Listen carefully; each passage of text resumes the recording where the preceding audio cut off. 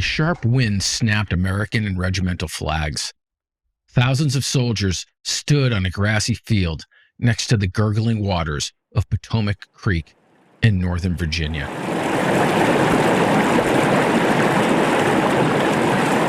Mud caked their boots. Their blue uniforms were faded and torn. Most of the men hadn't shaven in days. A few were so young they didn't need to shave at all. They had fought at Chancellorsville 3 weeks ago, a battle that left the Union Army with greater losses than any battle preceding it. In just days, they would march north to Gettysburg. Today, the men needed to put Chancellorsville behind them. It was Major General Daniel E. Sickles' job to make that happen. Sickles was a wealthy New Yorker and no stranger to scandal and controversy. Today, he would play the role of showman, of cheerleader. His job was to boost the morale of his troops in the Third Corps. Today, he would be at his most flamboyant. Today, he would live up to his nickname, Devil Dan. Around him, dignitaries and army officers stood in a tight circle. Journalists clutched their notebooks. Before them, men from the 3rd, 4th, and 17th Maine Infantry Regiments, battle-hardened veterans. The ceremony got underway. Sickles raised his booming voice. One by one, he called the names of the soldiers being honored. One by one, they stepped forward.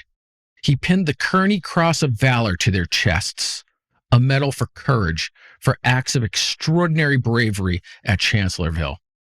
25 men from the 3rd Maine received that honor that day.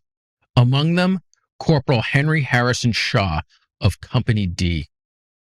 In the next few days, the people of Maine would read about the ceremony in the Daily Eastern Argus.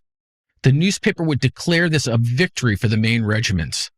For the men of Company D of the 3rd Maine, it was a moment of recognition, validation for their honor and duty. Henry Shaw traced the sharp edges of his new medal, the red ribbon flashing in the sunlight. He hoped his father would be proud. He had earned this.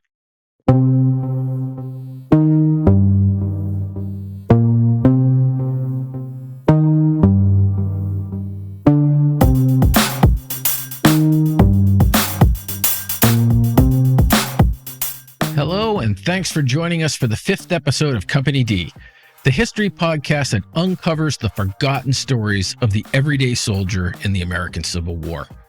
We have chosen to examine the experiences of the men who served with Company D of the 3rd Maine Volunteer Infantry Regiment. These men were mostly farmers, laborers, and ship carpenters from mid-coast Maine and the city of Bath. Ordinary men who found themselves in extraordinary circumstances. Why the 3rd Maine? Because this history is personal to me.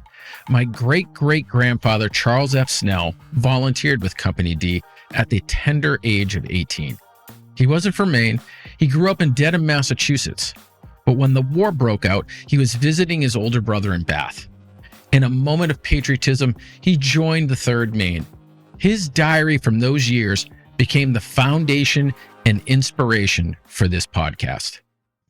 I'm your host, George F. Snell III.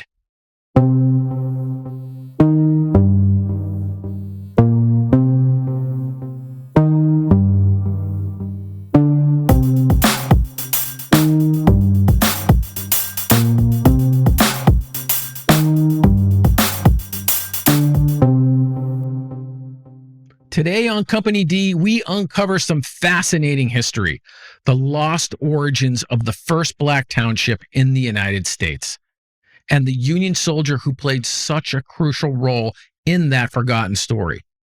Today we meet Henry Harrison Shaw, an earnest farmer's son, a young man seeking his father's approval, hoping to meet his great expectations.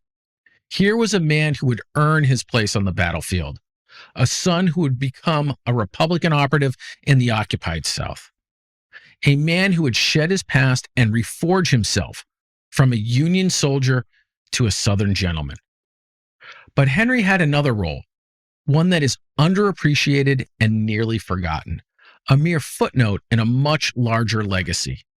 Through his efforts, Henry helped establish the very first African American township in the South, a community of former slaves who, through perseverance and sheer grit, carved out a community of merchants and tradesmen, churches and schools, and homes and farms, much of it on land that once belonged to Henry.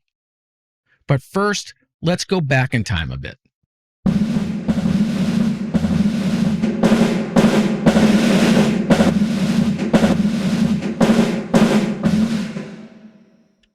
Chapter 1, Daddy Dearest.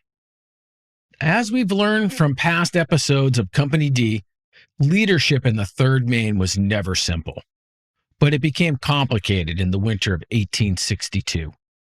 Newly appointed Captain William H. Watson faced a challenge, choosing his 1st and 2nd lieutenants. It should have been straightforward. Instead, it became a mess of infighting, political maneuvering, and outright backstabbing. Letters flew between the ranks, then across state lines, to the desk of Maine Governor Israel Washburn himself. In the end, Captain Watson got his way. Alfred S. Merrill and Woodbury Hall were promoted. Sergeant William H. Higgins was passed over despite being elected by the men. But there was a 4th name in the mix, a 21-year-old corporal, Henry Harrison Shaw. Henry was a candidate for one reason: his father. George Washington Shaw was a landowner in Woolwich, Maine, a prosperous farmer from a well-respected family. George Shaw was no nonsense, a temperance advocate who forbade alcohol in his home. By 1862, he was 46 years old and had already buried 2 wives and 2 children. Henry was his oldest son, and he wanted him to be an officer. George Shaw had the will and the political connections to make that happen. So when he heard Company D needed 2 lieutenants, he was going to pull every string to ensure that Henry was one of them. George Shaw persuaded Woolwich town officials to flood Governor Washburn's office with letters of recommendation for Henry. Then he wrote the governor himself. And when that wasn't enough, he wrote directly to Captain Watson.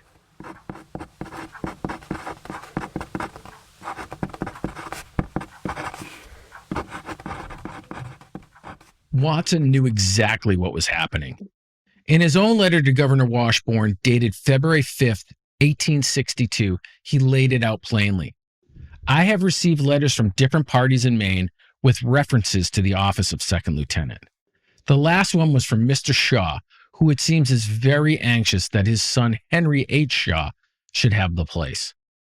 Mr. Shaw is a young man of excellent moral character, but has not the requisite qualities for a military man. I do not think the well-being of the Maine troops would be benefited by his appointment. A blunt rejection.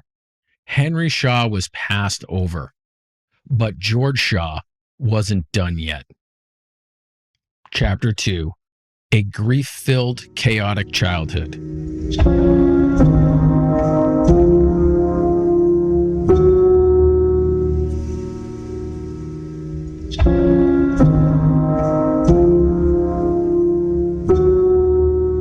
Henry Harrison Shaw was toddling around his house, just learning to walk at 17 months old. And then his mother was gone. Louise Walker Shaw was just 32 years old when she died on February 24th, 1842. 2 weeks earlier, she had given birth to a baby girl, Henry's sister Louisa A. Shaw.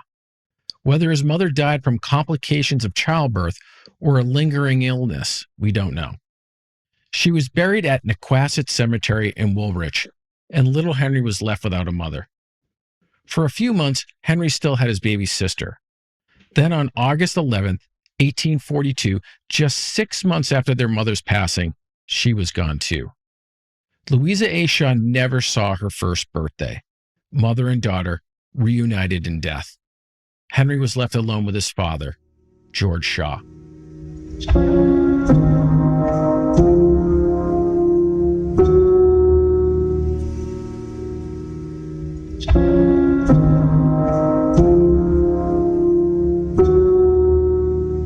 But But he wasn't completely alone. The Shaws and the Walkers were large families. Grandparents, aunts, uncles, cousins were all close to his father's farm. 2 years passed. Henry turned 4 years old. That's when his father remarried. His father's new wife was Sophia P. Greenleaf, the second of 14 children in a sprawling farm family from Westport, Maine. As it turns out, Sophia had a connection to Captain William H. Watson. They both attended the Wesleyan Seminary School, now known as Kent's Hill School. Maybe that's why George Shaw felt comfortable writing to Watson all those years later. They were practically family. For a while, it seemed like Henry's life had found stability. Sophia and George had 3 children together: Susan, Henrietta, and George William. But grief and loss weren't finished with Henry yet.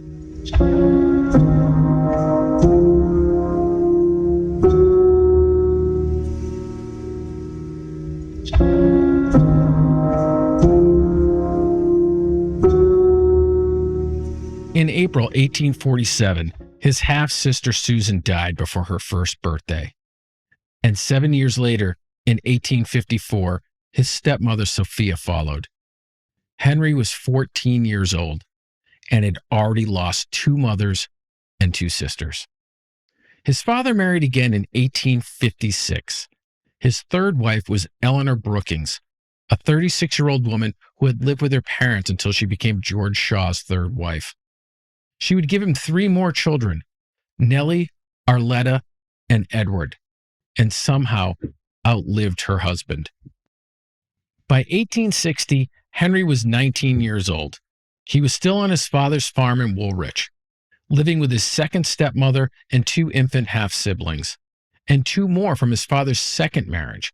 He had spent his whole life surrounded by loss. He must have been ready for a change.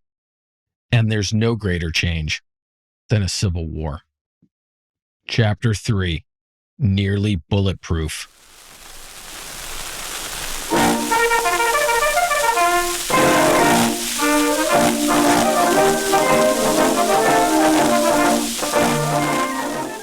April 25th, 1861.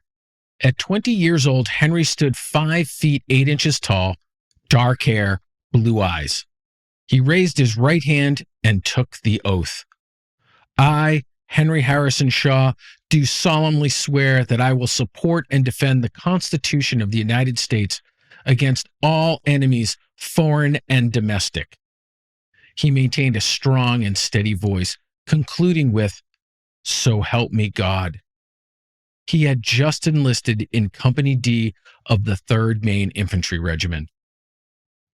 Then came the Battle of Fair Oaks in the spring of 1862, a few months after Henry learned he wouldn't be promoted to lieutenant with Company D.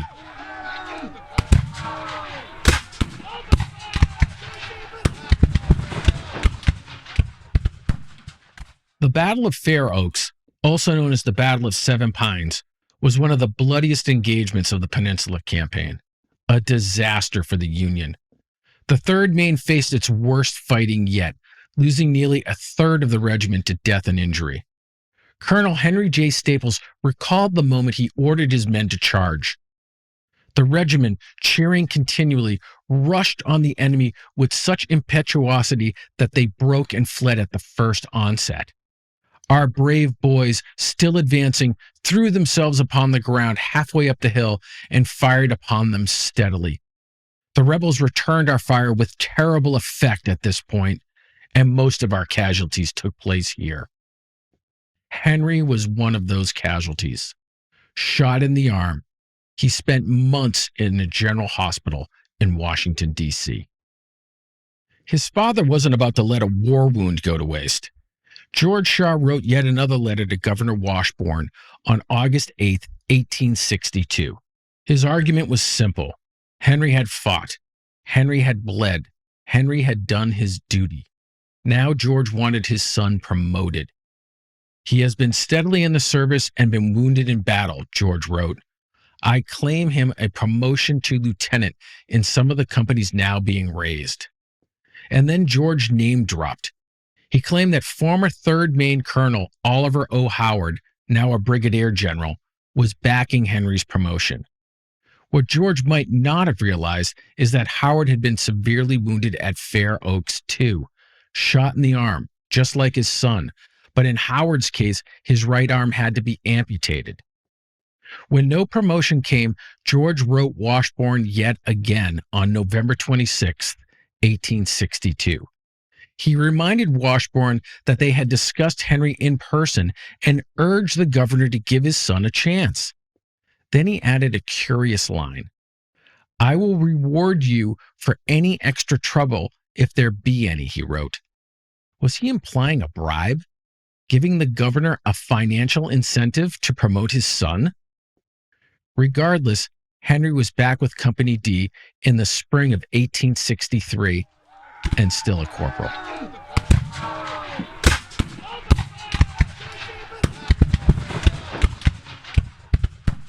Henry arrived just in time for the terrible defeat at Chancellorsville. He participated in the 3rd Maine's midnight charge, an offensive so dreaded by his fellow soldiers that many of them wrote farewell letters to their families and pinned them to their uniforms. The 3rd Maine lost its regimental flag at this battle as well, along with 4 dead, 17 wounded, 42 captured or missing. This was where Henry distinguished himself. This wasn't the boasting included in his father's letters. This was real. This was Henry showing grit and courage on the battlefield. His actions at Chancellorsville caught the attention of his superior officers and Major General Daniel Sickles. That's why he was awarded the Kearny Cross for valor. It wasn't a promotion to lieutenant, but it was one of the most distinguished honors bestowed upon a Union soldier in the Civil War. Henry could rightly be called a hero. The Kearny Cross of Valor seemed to be the spark Henry needed. He was finally promoted, but not to lieutenant, to first sergeant. We don't know if his father was happy with that.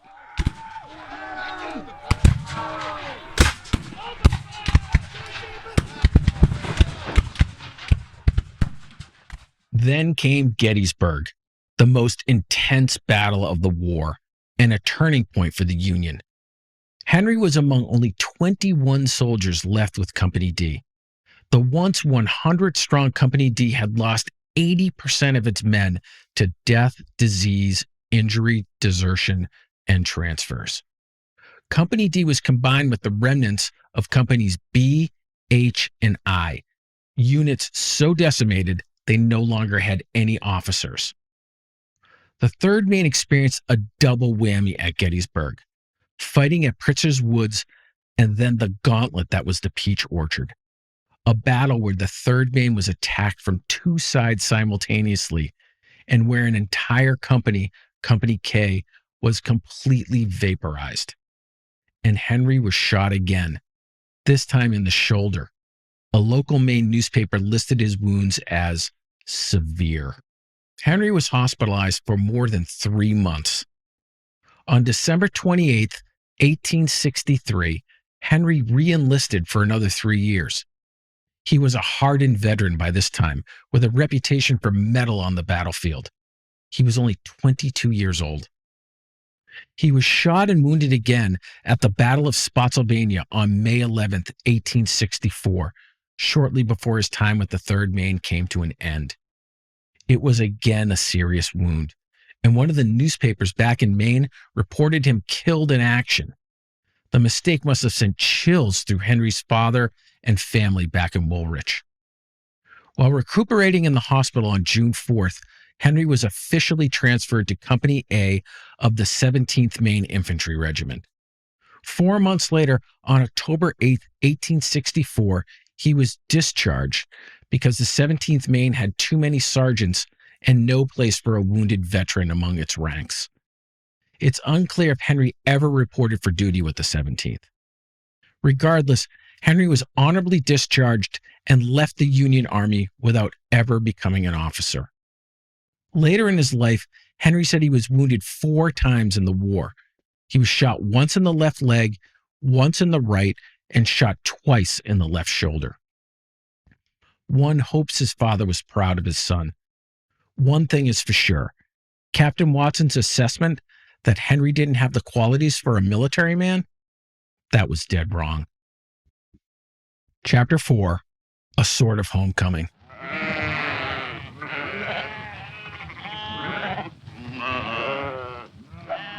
Henry went home, Woolwich, Maine, after more than 3 years of war, after 4 gunshot wounds, after fighting at Fair Oaks, Chancellorsville, Gettysburg, and Spotsylvania. Henry Harrison Shaw was back on his father's farm. The same fields, the same crops, the same people. But Henry wasn't the same. His father, George Shaw, still ran the land, now with Henry's half-brother, George William, at his side.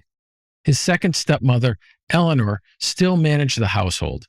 His younger half-siblings, Henrietta, Nellie, Arletta, and Edward, were growing up, but the rhythms of the farm had barely changed. Maybe that's why he decided to leave. Or perhaps it was to get away from his father's impossible expectations. He didn't go to another farm. He didn't even stay in Maine. This is Tom Dooley. Hang down here, Tom Dooley. Hang down here and cry. Hang down here, Tom Dooley. Poor boy, you bound to die. Better on the... He ended up in Tarboro, a town in Edgecombe County, North Carolina, more than 820 miles away from his father's farm. Edgecombe County helped fill the ranks of the 17th, 30th, and 44th North Carolina Infantry Regiments, a place where the wounds of war had barely begun to heal. The state was under territorial control by the United States. Republican William H. Holden was named the provisional governor of North Carolina as Reconstruction began.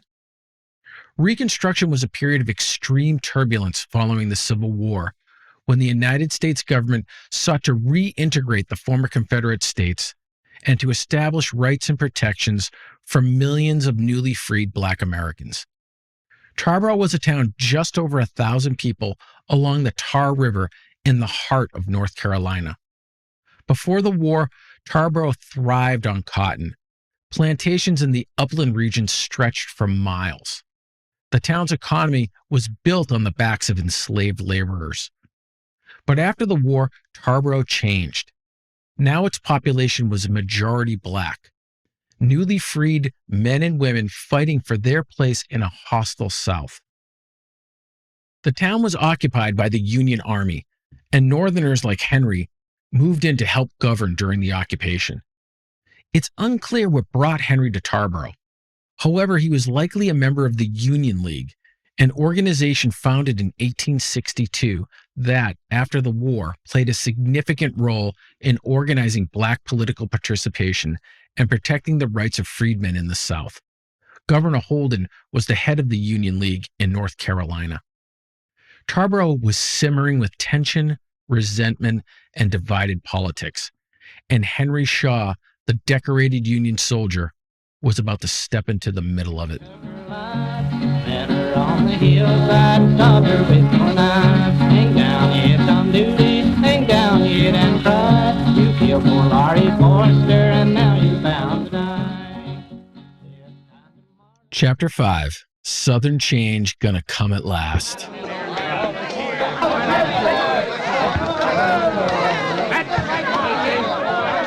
They opened a shop near the Tarboro Courthouse on May 5th, 1866, and called it McCabe and Shaw's. They sold dry goods, groceries, hardware, hats, boots, lamps, farm equipment, and even cologne. All of it, they claimed, very cheap. It was owned by 2 carpetbaggers from the Union League, Henry Shaw and his partner, Alexander McCabe. The partnership seemed like an odd match from the start. McCabe was a fiery 27-year-old New Yorker who married 24-year-old Mary Ann Moore, a Tarboro local, on December 6, 1866. He became the leader of the Republican Party in Tarboro and was even appointed the town's mayor in 1868 by Governor Holden. McCabe was a rough-and-tumble politician, a charmer and a talker, but a man who wasn't afraid to get physical to get his way. His infant son died in 1867 at the age of 2 months, which may have led to a drinking problem, which McCabe struggled with his entire life. Henry, on the other hand, grew up in a temperate household and was a pious Episcopalian. McCabe was elected chief of police in 1881, but was later permanently discharged after accusations that he would often be so intoxicated he couldn't perform his duties. He died of consumption at the age of 38 in 1883. McCabe and Shaw's didn't last long. They were out of business by 1870, but by then, both Henry and McCabe were knee-deep in Republican politics in Tarboro. Henry bought land in Tarboro, most likely financed by his father, but he also joined the fight for Reconstruction. He joined the collector's office of the U.S. Internal Revenue for the 2nd District of North Carolina. In the spring of 1868, he was the collection agent for Edgecombe County. That same year, he was appointed by Governor Holden as one of Tarboro's Republican town commissioners. Governor Holden was despised by the white citizens of Tarboro. He was called a Judas by the local newspaper, the Tarboro Southerner.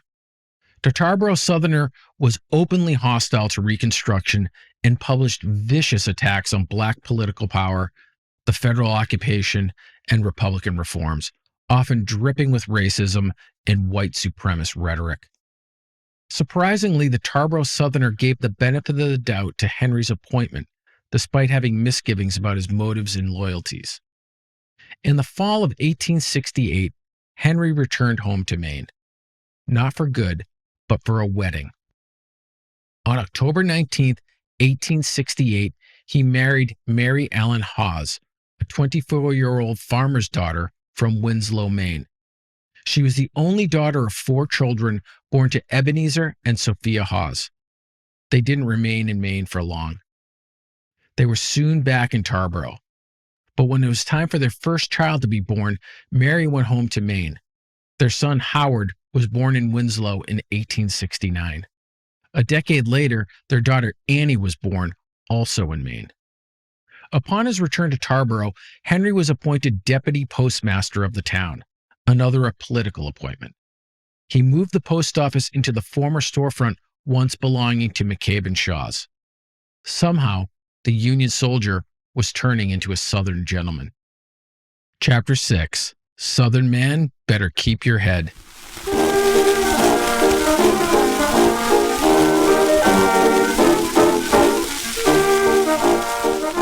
By 1870, Henry wasn't just living in Tarboro, he was part of the town's fabric.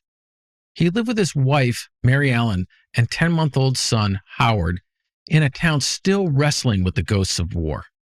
And in his home, he had 2 unexpected guests. The first was his brother-in-law, George S. Hawes. At 24, George was a tinsmith, a skilled trade that involved crafting everything from pots and kettles to lanterns and gutters. Henry's former Company D captain, William H. Watson, the man who passed him over for lieutenant, he was also a tinsmith. But before Tarboro, before the tinsmith shop, George had been a soldier, but not the same kind of soldier as Henry. At 18, George enlisted as a corporal in Company G of the 24th Maine Infantry Regiment, a 9-month recruit. He was sent to Louisiana. He was part of the siege of Port Hudson and saw firsthand the brutal fight to control the Mississippi River. But the 24th saw little combat, only losing 1 soldier in battle. But the 24th suffered mightily from disease, losing 190 men to various illnesses. Something happened to George. By the time he was discharged in August 1863, he was no longer a corporal. He had been reduced to private.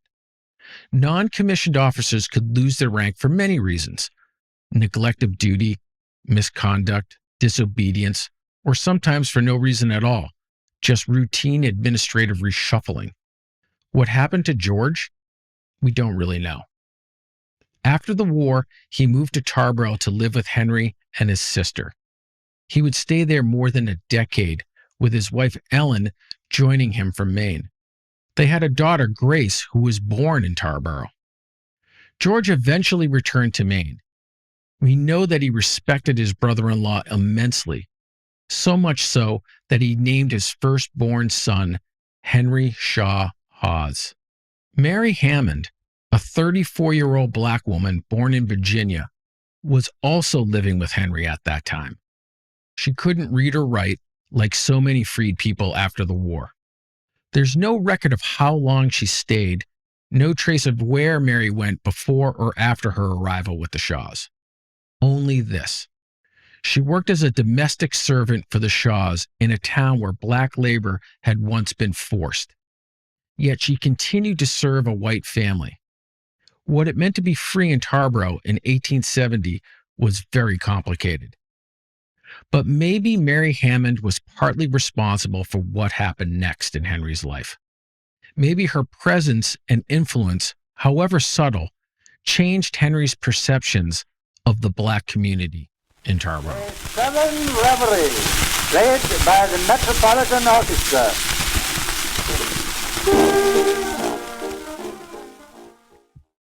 Chapter 7: The Rise of Princeville. It started with the collapse of Reconstruction. By the late 1870s, the Democrats, mostly former Confederates, were back in power. The federal government withdrew its troops, leaving Republicans and freedmen in a vulnerable position. For Henry, for years a political fixture in Tarboro politics, this meant he was on the outs. He lost all of his appointments: tax collector, school examiner, and town commissioner. He was able to cling to his role as deputy postmaster, but only for a few more years. This would have been the time for Henry to leave North Carolina to return to Maine, but he didn't. Instead, he transformed himself. He went back to what he knew: farming. He bought large tracts of land along the Tar River, once owned by the heirs of John Lloyd, on the other side of the river in a swampy southern district of the town. In 1865, right after the war, many freedmen fled to the area for protection because it was close to the occupying Union Army encampment. As more former bondsmen flocked to the area, clearing out large swaths of the land to build 1- and 2-room shacks, a community emerged. The residents called it Freedom Hill.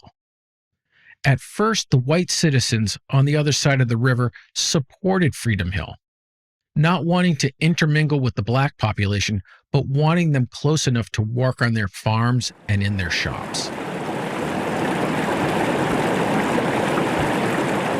In the late 1870s, Henry owned a sizable amount of land in Freedom Hill. He subdivided the property and began selling the lots to black residents.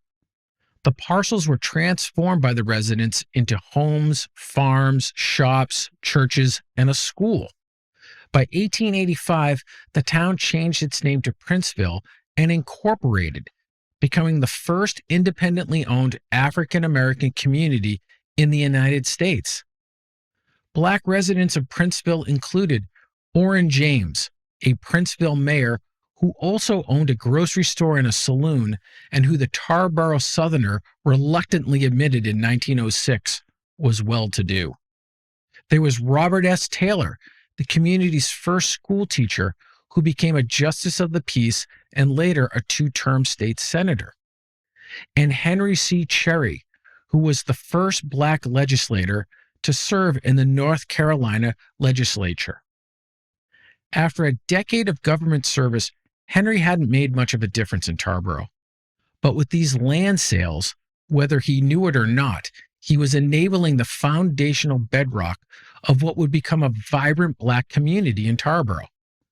Land ownership in Princeville gave the former bondsmen a small amount of the power and political clout that vanished with the end of Reconstruction.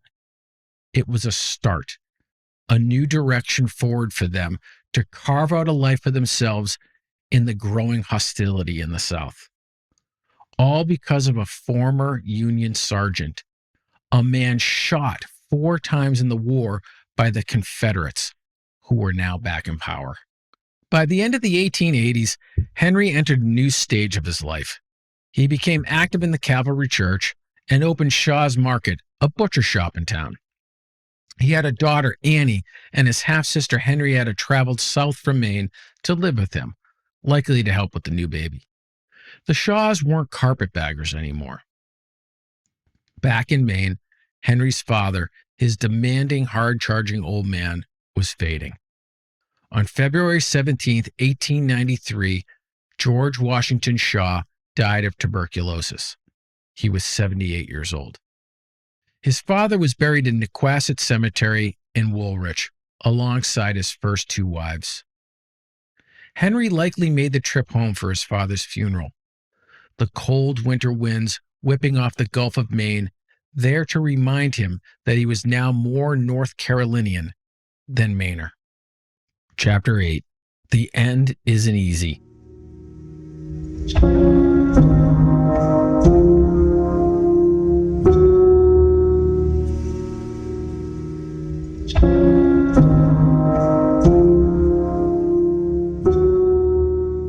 Henry spent decades in Tarboro, living there longer than he did Maine. He witnessed the town transform and contributed to the emergence of a thriving black community that blossomed out of a muddy swamp. A Union soldier turned Southern gentleman, but a Republican to the end. In 1905, at the age of 65, Henry fell ill. At first, the discoloration on his face seemed minor, but then it spread. A rare cancer eating away at his face. The doctor said he needed immediate surgery. The local newspaper reported this infection did not make its appearance until a few months ago, when it assumed a most malignant character. Henry traveled to Baltimore Hospital in Maryland for surgery. Doctors removed the infected portion from his face, but the cancer had already burrowed deep into the nerves, into the tissue, into the brain. Nothing could be done. He lived only a week after the surgeon's table. Henry Harrison Shaw died at Baltimore Hospital on September 22nd, 1905.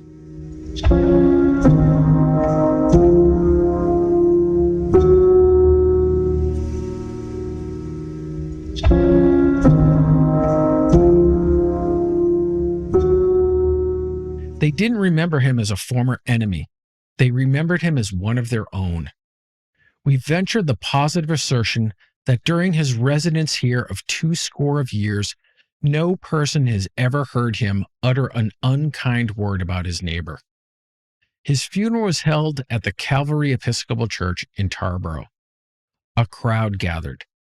The church overflowed.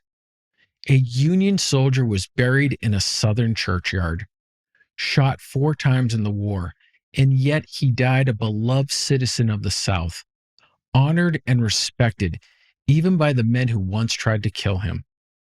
And maybe at some point, his father realized Henry had lived up to his expectations, and he was proud.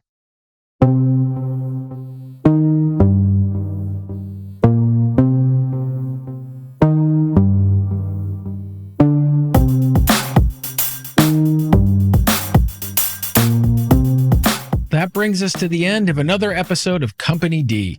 Thank you so much for joining us. Remember to subscribe to the show on your favorite streaming service. We invite you to visit our website to get more information about the men of Company D or to follow us on social media. I'm your host, George F. Snell III.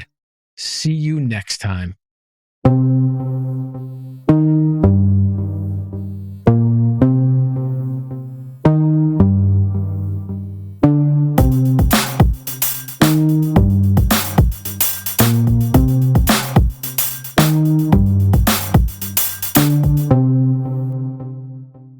Company D is a product of Dark Party Productions, all rights reserved.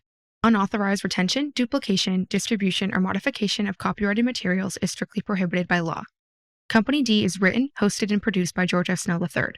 Our editor and co-producer is Jay Brewer. The Company D theme music was written and composed by Jay Brewer. Sound effects and additional music were provided under Creative Commons License 0 by Freesound, Sound Bible, and the Library of Congress. We'd also like to thank Richard Moore for his Civil War battle sounds on Freesound. The views expressed in this podcast are those of the hosts and guests and do not necessarily reflect the opinions of any organization. This podcast is for entertainment purposes only and does not constitute professional advice.